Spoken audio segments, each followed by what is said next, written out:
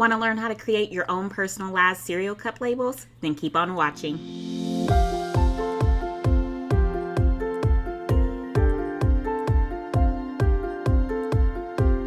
Hey y'all, Victoria Cherie here with Pretty Party and Crafty, and we're jumping right into how to design cereal cup labels using this Silhouette Studio in our Cameo. The first thing we want to do is make sure we have Silhouette Studio open, and then we're going to make sure that we have our page set up for what we're printing on. So to set up our page in our mat, we're going to go to the top right corner of the side panel. We're going to select the first icon. That's the paper with the folded corner. And that's our page setup. First, you're going to select your machine. I'm working with the Cameo 3. My cutting mat is going to be Auto, the Cameo. Basically, it's the 12 by 12 mat. Media size, I'll be printing on our vinyl sticker paper. And it is 8.5 by 11. Now I'm going to click the third icon at the top for registration marks. And we're going to go ahead and turn these on so we don't have to worry about it later. So select on. We're going to keep the default settings for dimensions, default settings for position, default for orientation. For print bleed, we're going to check that because we are doing a print and cut. We want to make sure that we don't accidentally get white edges. Once you have that all set up, you can go ahead and exit out of page setup. Now we're going to bring in our design file. So there's two ways that you can do this. You can go file merge, or you can already have your folder open and just drag and drop. So with Silhouette Studio, you can either use the DXF or the SVG. So I'm going to bring them both in so you can see what they look like. So this is the DXF that I'm bringing in first. And now I'm bringing in the SVG, and we're going to see the difference. Okay, so right here on the right side with the solid colors, this is the SVG. On the left side with the border that shows the print sheet, this is going to be the DXF. Again, if you have the basic edition of Silhouette Studio, you would need to bring in the DXF file. But you can get this to look like the SVG. The very first thing we want to do is make sure we delete that print border around it. And then you can select it and give it a color. So top left where you see the hatchet for transparent feel, we can do the drop down and give it a color. All right, so now at this point, it's the same thing as the SVG. So I'm gonna just go ahead and delete this because I only need one set. And we're gonna bring this over to our print sheet. Make sure it's within the registration marks. So make sure you're not crossing over into this hatchet area. You don't want to do that. Same thing down here at the bottom. Don't cross over into that hatchet area. All right, so at this point, we are ready to start designing. So the very first thing that I do when I'm designing, I want to make sure that I get my background colors or patterns set up. So you could do a color. So instead of black, maybe you want to turn it to red. You could also do gradients. So let's come over here to the right panel. And if you open the fill panel, that's the third icon. Right now, it's selected to fill with just the color. You could also select the middle tab if you want to fill it with a gradient. So they do have colors or gradients already inside your library. Or you can click the third icon and they have patterns again already within your library. You could also upload your own patterns if you wanted to use something else. Okay, but for me, what I'm going to do is I'm going to keep this as a solid color and I'm going to leave it as red. All right, now we can start bringing in our clip art. I'm going to zoom out because that's really big. I'm going to go ahead and select that and make it smaller. I'm going to click on the padlock to lock the aspect ratio and make that smaller. Oh.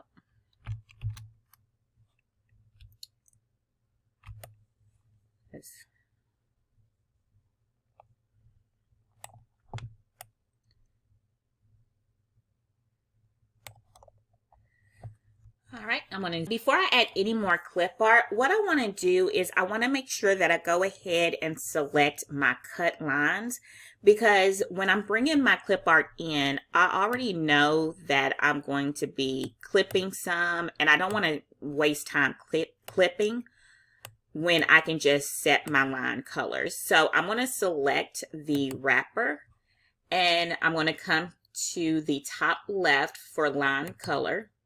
And I'm going to change that to green. So now when I cut, it's only going to cut what's in green, what has the green outline. So it's going to cut this shape and it's going to cut this shape. It's not going to worry about any clip art that I bring. So that's one of the things that I love about Silhouette Studio. You can cut by line color. So again, just go to top left for line color and select a color. So my PNGs come in with a red cut line. The items that I will be cutting, I'm changing those to green. So now that means it doesn't matter how far this is out.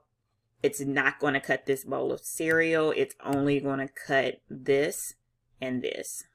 All right, so at this point, I'm just going to add some more clip art to the canvas. I'm just dragging and dropping it on the canvas. And then I'm going to resize it because I want to scatter this around the background.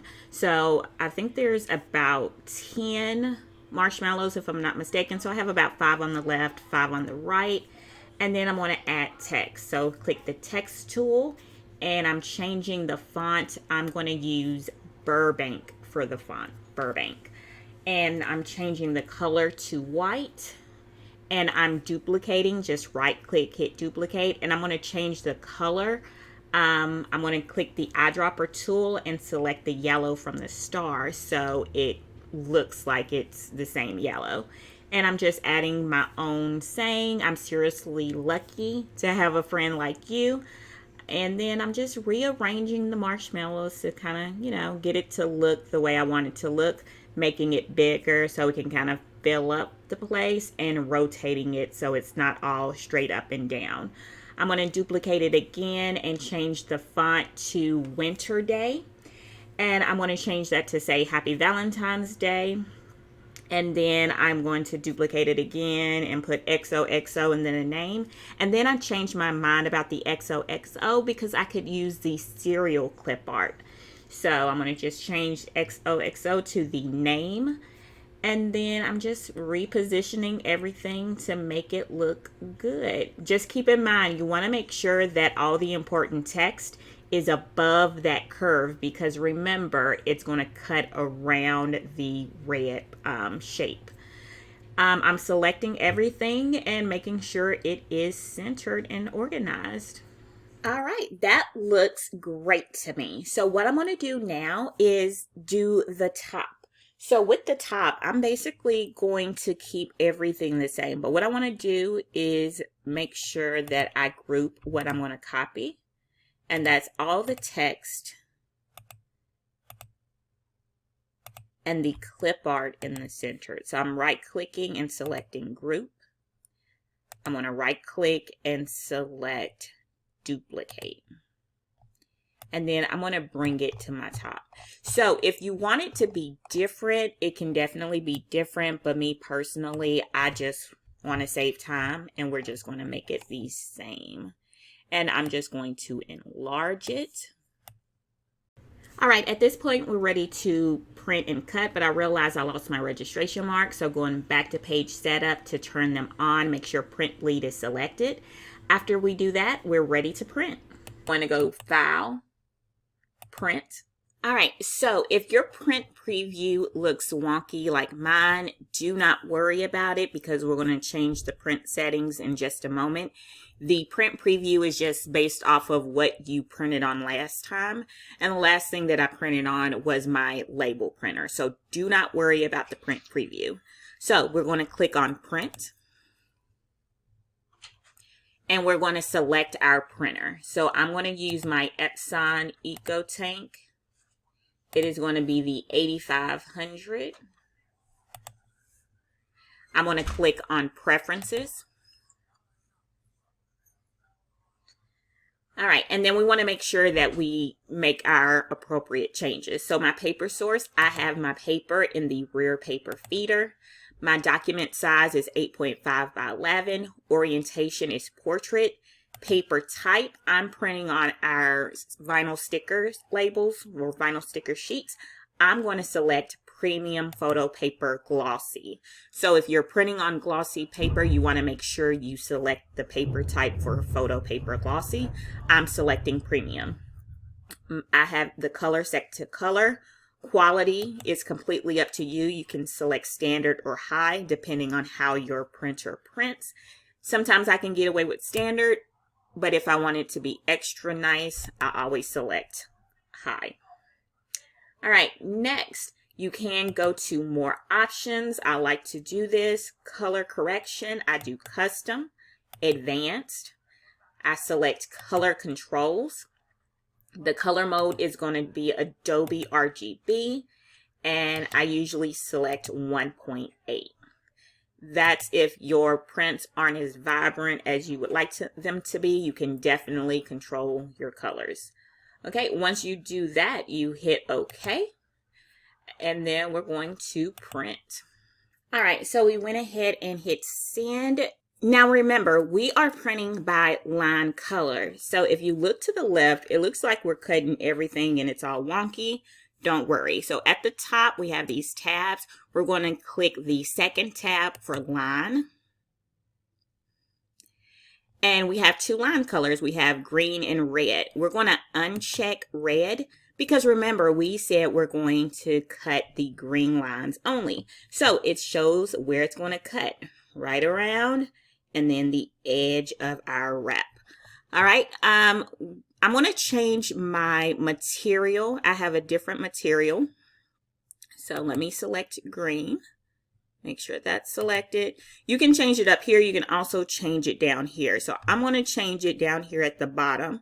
The material right now, I have it set to my last one, but I have a custom material that I created called Sticker Gloss Kiss Cut. So I'm going to show those settings. So the action is cut. The tool I'm using is the Auto Blade. Here are the settings. Blade 3, force 10, speed 4, 1 pass. Okay, so I'm going to go ahead and hit send. All right, so this is the paper that I'm using, or the sticker paper that I'm using. I'm going to link it in the description. And we are cutting with my Silhouette Cameo 3. Love this machine, tried and true. And again, with the settings, I'm using a newer blade. So this time it went right through instead of doing a kiss cut like I wanted. But that's okay. We still can use it. Okay, just removing it from the mat. This is the top, and you can see the wrapper. And we're going to just take a closer look so we can see what it looks like up close. Oh, I'm seriously lucky, my son with the cereal, to have a friend like you. And then we have the name. This is what the label looks like. Again, the label does not wrap all the way around. So this is going to fit the Lucky Charms 1.7 ounce cereal cups. So the first thing we're going to do is take the label off. And you can line this up perfectly with the front. So right at the edge of the nutrition, and then wrap right around. So when you do this, as you can see, you're going to cover that red and try to line up the top of the edge of the sticker label to the top. Because if you do that, I could have done it more neater than that, but definitely line it up against the top edge. Okay, now we're going to do the cover. We're going to take off the circle label, and then they have a pull tab. We want to fold that up and then add the label on top. So just covering that pull tab, and I'm going to press it down and around. make sure it's adhered. So it's slightly sticking out. I'm going to try to fix that really quick, lift it up, and then just tuck it underneath that sticker label. And you guys, that is it. Really easy, really simple, so pretty. Would make for a great Valentine's favor. I do have the Photoshop version for this available. Again, this is where you're going to line it up. It's only going to cover the front, the nutritional facts, and the barcode. That's not going to be covered. So if you like it, make sure you like, subscribe, comment what else you want to see. Yeah, later, y'all.